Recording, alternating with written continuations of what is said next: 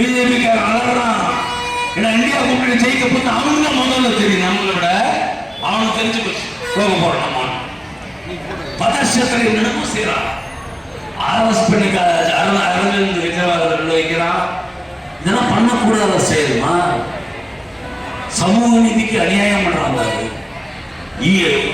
மோடி பொண்ணாக பேமானி பசங்க டேய் உங்களுக்கு முடிவு ஜூன் 4 முடிவு போச்சு.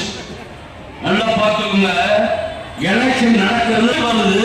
ஜூன் 3 நம்ம கலைஞர் ஐயா பிறந்த நாள் 4 ரிசல்ட்.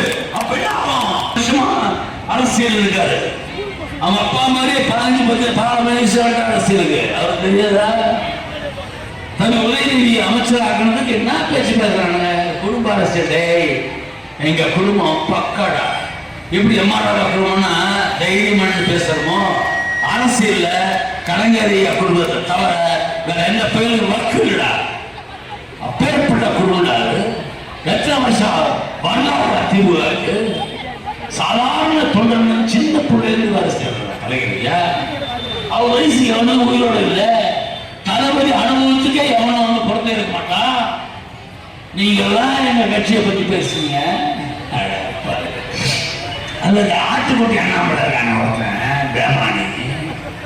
அவன் என்ன சொல்றான்னா இன்னைக்கு சொல்லுமா எத்தனை அண்ணனா அதெல்லாம் போடல இல்லையா? குஜராத்ல ஒரு பேர் அடுத்த நாளே ஃபிளைட்ல போய் இறங்குறாரு மோடி. 1 லட்சம் கோடி கொடுக்குறாங்க செக். அப்ப அது இந்தியா இல்லையா? அது தனி நாடு ஆகிட்டீங்கடா. அதாவது வல்லரசு ஆக்குறீங்கடா. ஆனா அங்கேயும் உறுப்புள்ள ஜனங்க வடநாட்டுக்காரன் அவ்வளவு பண்றீங்க. வரணும் பாத்தியா?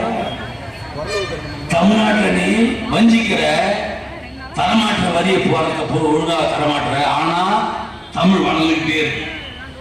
தமிழ்நாடு வளர்ந்துகிட்டே இருக்கு. திமுக இருக்கும் வரை, நம் தளபதி இருக்கும் வரை தமிழ்நாடு வளர்ந்துட்டு தான் இருக்கும். அன்னைக்கு அண்ணா சொன்னார், வடக்கே வளர்கிறது தெற்கே தேய்கிறது. இன்னைக்கு மாறி போச்சு. தளபதி மாத்திக்காரியால தெற்கு வளர்கிறது வடக்கே தெரிகிறது. அதான் உண்மை. இது நான் சொல்லப்பா, நிர்மலா சீதாராமன் அவங்க அம்மாவோட புருஷனே சொல்றான். அதே பிடிஆர் அண்ணன் பிடிஆர் என்ன எவ்வளவு பெரிய ஆளு, எக்கனாமிஸ்ட், உலகம் பூரா படிச்சு சொல்றாரு.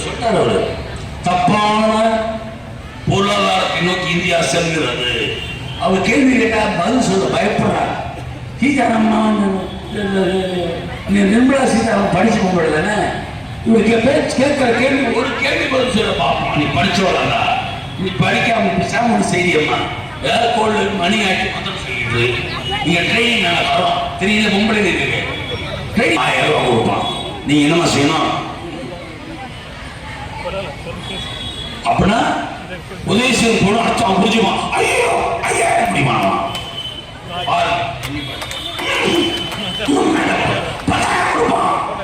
யார் அப்ப வேண்டி காசு வாங்கிக்க.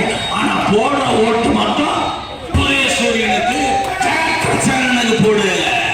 ஆனா பணம் வாங்கிக்க அவங்க அப்பா வீட்டு காசால நீங்க எல்லாம் திருந்தரும் உழைத்து வேலை செஞ்சு சம்பாதிக்க ஒவ்வொரு பொருளுக்கும் வரி கட்டுகிறது. பணம் உங்கள் உழைப்பை சொல்லி சின்ன மோடியுடைய பணம். அது இல்ல அப்பா வீட்டு பணமா? மறுபடியும் மோடி டீக்கரை தேடிக்கு வாங்க போறாங்க. கடைசியில பாரு இதே நிலைமை போச்சு மோடிக்கு. ராகுல் காந்தி பரம்பரை பணக்காரையா?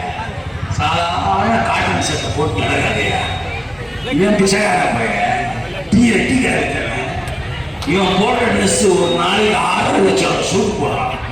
எப்பவுமே அர்ப்பனுக்கு வாழ்வு வந்தா அர்த்த நாட்டில் போட முடிப்பான்னு சொல்லுவாங்க. அதான் மோடி இருக்காங்க. நீ ஆடா இன்னும் அதிகம் தூத்துக்குடி துப்பாக்கி சூடு